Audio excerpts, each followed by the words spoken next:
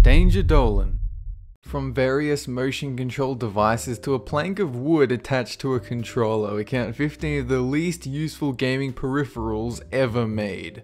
Number 15. The Xbox 360 speaker comm. There was this weird phenomenon on the 360 voice chat where if you set voice communication to go through your TV's speakers, all you could hear was a mumbled garbage that could only be likened to a series of farts echoing through a tin pipe. Well, this device was supposed to fix that problem. It plugged into your controller and played the voice over a small speaker, as well as having an external microphone and a set of crappy earbuds that fit more comfortably up your nose than in your ears. The main problem with it is that the external microphone recorded the audio playing from the speaker, causing a feedback loop, thus rendering the main function of the device as useful as a Mad Catz controller covered in Cheeto dust. Number 14. The Atari 2600 stick station. So the Atari joystick tended to give you cramps if you played it for too long, so a company named SkyStation released a peripheral that tried to fix this issue in a way so awkward that it makes the Xbox Duke controller look like the GBA Micro. They didn't make a more ergonomic controller, instead they implanted the joystick into a slab of wood so big that it required you to put it onto a coffee table. However, most people use the device under a table to keep it from wobbling. Of course, they probably didn't realize that the Atari joystick could have been put on a coffee table by itself quite easily and kept there with some tape or blue tack with pretty much the same result, but I guess they wouldn't leave you with a device that doubles as a doorstop. Number 13. Wii boxing gloves. Ever accidentally clock someone in the face while playing a Wii boxing game? If so, these gloves have been tailor-made to soften the blow, quite literally, since they are boxing gloves with a hole cut in them so that a Wiimote and nunchuck could fit in. The manufacturers of the gloves must not own a Wii because there's no window for the IR sensors, which dramatically reduces the accuracy of the motion controls. But on the plus side, the added frustration behind this will give you the motivation to go and box for real. The other issue is that you can't use any of the buttons, thus locking you out of any attack apart from the default one. Luckily, all of these issues can be fixed with a pair of scissors, but you're probably better off saving your 20 bucks and spend it on boxing classes. Number 12. The Gameboy Printer. There was a decent amount of fun to be had with the Game Boy camera, and it makes sense that you would want to print out the weird photos that you took, but it doesn't make any sense when the printed copy is about 1/10 of the quality of your average Bigfoot picture. To make matters worse, the printer runs on 6 AA batteries and requires thermal paper that gives you one color per type of paper. This device seemed to have entertained some, because Neil Young decided to use a printout as one of his album covers, and the results are simply stunning. But luckily your best friend's imagination will help fill in the blanks. Number 11. The PlayStation JogCon. Back when 3D gaming was coming into its own and analog sticks were becoming big, Namco decided to revolutionize racing controls with a turning wheel attached to a controller.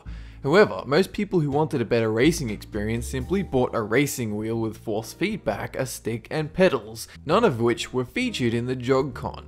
Naming devices can't be easy, but it seems clear Namco just put 2 random syllables and called it a day. I mean, unless they originally wanted you to jog on a treadmill whilst controlling the game. Number 10. The Sega Mega Drive Action Chair. Have you ever wanted to control a game by leaning in your chair? No, me either, but it seems that Sega thought that someone wanted this since they made a weird and uncomfortable looking peripheral that did just that. This device was so unpopular that it never made it past the product testing stage, since it's rarer than a good modern rareware game. The way it works is that the chair and the obtrusive metal sticking out was attached to a giant joystick at the base. It's hard to imagine it not breaking whenever someone heavier than your average 13-year-old tries to use it. Number 9. The Nintendo Rollin rocker. Apparently LJN Toys thought that NES games were too easy, because here comes yet another poorly made device designed to replace your directional movement. For some weird reason it never caught on. Could be due to the fact that people don't want to stand on a balance board to control a game. Oh wait, Never mind, maybe they should have released some fitness games to go with it. As if anyone had doubts, this remains proof that gaming companies were always obsessed with replacing the controller with actual body movement. Number 8. The Nintendo Power Glove. Flexing your hand has never yielded such lackluster results. The Power Glove worked by moving your gloved hand in various ways to control what happened on the screen. Shockingly enough, the Power Glove was considered a critical failure, and the games released for it did even worse. Maybe if they released a virtual pet patter or a masturbatory game, it would have done better, but we'll never know. Number 7. The PS2 Katana Sole controller. So this controller is basically the same thing as a Wiimote, except a lot worse. Thanks to the awkwardly placed buttons on the controller, the poorly implemented motion controls, and the fact that you couldn't even use it for ritual suicide when you realized you wasted $190 on it. The general idea is that you swing the controller in order to get your character to attack in Onimusha 3. However, no matter which way you swing your weapon, your character will just attack the same way, and sometimes the motion controls simply don't work. The item was originally intended as a collector's item, and it would have sold a lot more if it actually looked like a sword instead of a video game themed vibrator. Number 6. The Alpha Grip AG5 for the PC. So people sometimes wish that there were more buttons on a controller to allow more actions to be performed, but I don't think anyone ever actually wanted a controller that has multiple buttons for each of your 10 fingers. The Alpha Grip AG5 is designed to be a keyboard replacement as well as a gaming peripheral, and while some have managed to get used to using it as a keyboard, very few have utilized all 6 million of its buttons in a video game, except perhaps Typing of the Dead. You'd think that there'd be a Googleplex of buttons, they would have added some analog sticks to help promote the video game side of things, but nope. Instead, they added a trackball, which is possibly the worst device to use in a video game that requires any level of precision. Number 5. The Activator for the Sega Mega Drive, the first attempt at full body mapping in a video game console, or at least that's what the advertising tried to make you believe. In reality, it was less effective at mapping your body movements than an 80-year-old with cataracts watching you and pressing the buttons in accordance to your movements. There was a sensor for each of the 8 inputs on the Mega Drive, so if you waved your hand above the C sensor, it would be the same thing as pressing the C button, as long as your ceiling was perfectly flat, opaque, had no fan on it, and didn't look at the activator in the wrong way. On top of everything else, you couldn't activate multiple buttons at once, so if you wanted to move diagonally, you were shit out of luck. Number 4. The Ereader for the Game Boy Advance was essentially a QR code reader before they really took off, and it was a cool idea at the time since it gave you the ability to play Nintendo Entertainment System games, add levels to Super Mario Advance, and a couple of other things. While it was considered successful in Japan, it didn't do nearly as well in the rest of the world. This was probably because in order to add items to Mario, you needed 2 Game Boy Advances and a link cable, which isn't exactly portable or financially viable for most people. Apart from the NES and Game & Watch games, there was only support for 4 different games, meaning the money spent on it was mostly wasted. Number 3. Wii Football. This is easily the dumbest idea ever thought of by Nintendo.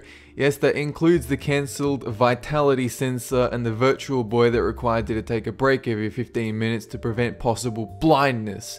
Despite the wrist strap and the Nerf material, it's still a bad idea to make a ball that needs to be in front of a TV and not be thrown.